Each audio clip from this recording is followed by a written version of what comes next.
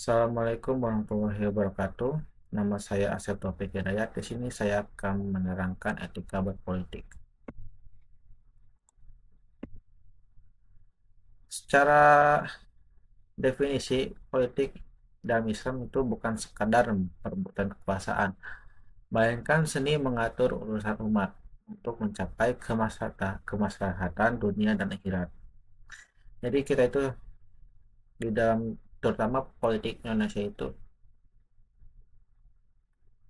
orang itu lebih berlomba-lomba mendapatkan jabatan dan mereka menghalalkan segala cara untuk mendapatkan jabatan. Padahal itu dari caranya aja sudah salah ya untuk mendapatkan cara kita masuk ke dalam dunia politik juga.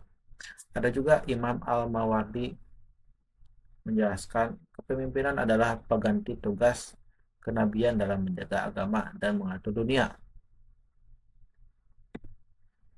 Ada juga surat Al-Quran yang berkaitan surat An-Nisa, innallaha ya'murukum an tu'atul amanati ila ahliha wa idza hakamtum nisa bainan nasi atahkumu bil adl.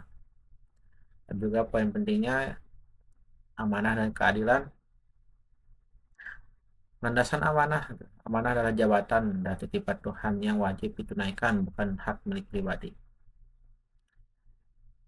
Kalau misalkan kita lihat tuh di Indonesia sekarang banyak pejabat-pejabat yang tidak amanah. Mereka diberi kepercayaan oleh rakyat, tapi mereka malah korupsi. Itu tuh namanya tidak amanah. Terus keadilan juga. Keadilan adalah menetapkan hukum atau kebijakan harus adil tanpa pandang bulu. Kalau seperti yang kita lihat, keadilan di negara kita itu sangat rapuh ya. Sangat susah bagi kalangan menengah ke bawah menuntut keadilan. Mau itu di sidang ataupun secara umum juga. Alasan musyawarah. Ada juga Quran Surat Al-Imran menyatakan dan bermusyawarahlah dengan mereka dalam urusan itu. Kemudian apabila kamu telah membulatkan tekad, maka bertakwalah kepada Allah. Pengambilan keputusan politik tidak boleh otoriter. Harus ada proses syura atau musyawarah. Adalah mekanisme wajib untuk mengakomodasi aspirasi dan mencapai solusi terbaik atau masalah. Jadi kita itu kalau misalkan berpolitik, kita itu tidak boleh asal memutuskan suatu hal dengan pribadi sendiri. Karena belum tentu apa yang kita usungkan itu selamanya benar dan berdampak kepada semuanya. Jadi harus ada yang namanya musyawarah. Kita harus menelaah apa yang kurang, apa yang harus diperbaiki, apa yang harus ditambahkan agar keputusan kita bisa menjadi lebih maksimal. Prinsip amanah. Jabatan adalah beban. Rasulullah SAW bersabda kepada Abu Dzar, wahai Abu Dzar, kamu lemah dan jabatan itu adalah amanah. Pada hari kiamat ia adalah kehinaan dan penyesalan, kecuali bagi siapa yang mengambilnya dengan hak dan menunaikan kewajiban. Hadis riwayat Muslim. Pejabat harus transparan dan siap mempertanggungjawabkan setiap sen anggaran dan setiap keputusan. Itu adalah eh, hal yang wajib dilakukan adalah sama pejabat. Namun pada faktanya di negara kita belum sampai ke tahap itu. Si anggaran dan segala macamnya emang sih biasanya transparan, tapi apa ya, kayak penyaluran dananya itu yang gak jelas gitu dan banyak diputar-putar hingga tidak sampai ke paling bawah. Prinsip kedua, musyawarah. anti-otoritarianisme. Islam menolak tirani.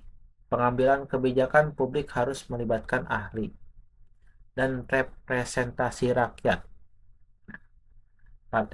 Partisipasi dalam membuka ruang dengan pendapat umum, kolektivitas keputusan yang bersama lebih mendekati kebenaran daripada keputusan individu. Nah, harus ada legitimasi atau kebijakan hasil musyawarah memiliki dukungan sosial yang lebih kuat. Prinsip ketiga, adil. Keadilan tanpa pandang bulu. Keadilan adalah nyawa dari kebijakan politik Islam. Ia tidak boleh tebang pilih, bahkan terhadap keluarga sendiri atau musuh sekalipun.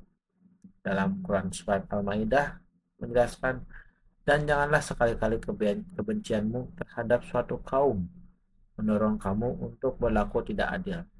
Penerapannya seperti pemerataan pembangunan, penegakan hukum yang tegas, dan distribusi kekayaan yang seimbang.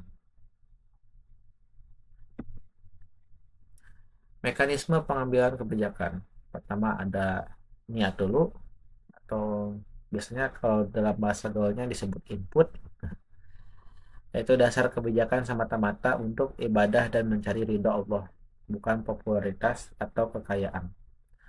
Terus ada syura atau proses, yang artinya kita harus riset mendalam, konsultasi dengan ahli seperti ulama atau pakar, dan debat terbuka untuk menguji gagasan. 3. Masalahnya, output. Keputusan final harus membawa manfaat terbesar bagi umat. Maslahah ammah, sebutnya seperti itu ya. Dan menolak mudarat. Studi kasusnya Umar bin Khattab dalam kebijakan tanah sawat Irak di Irak. Saat Irak ditaklukkan, para tentara meminta tanah dibagikan sebagian rampasan perang. Namun, Umar menolak setelah bermusyawarah. Keputusannya, tanah dibiarkan dikelola penduduk asli dan dipungut pajak atau kharaj ya, untuk kas negara. Nilai etisnya visioner. Umar memikirkan kesejahteraan generasi mendatang atau disebut sustainable policy daripada keuntungan sesaat prajurit. Jadi Umar juga memikirkan para rakyat-rakyat yang di sana untuk masa depannya. Larangan keras dalam politik Islam. Pertama ada gulul atau korupsi ya, mengambil harta publik secara curang. Siapa yang berkhianat korupsi, ia akan datang membawa hasil korupsinya pada hari kiamat.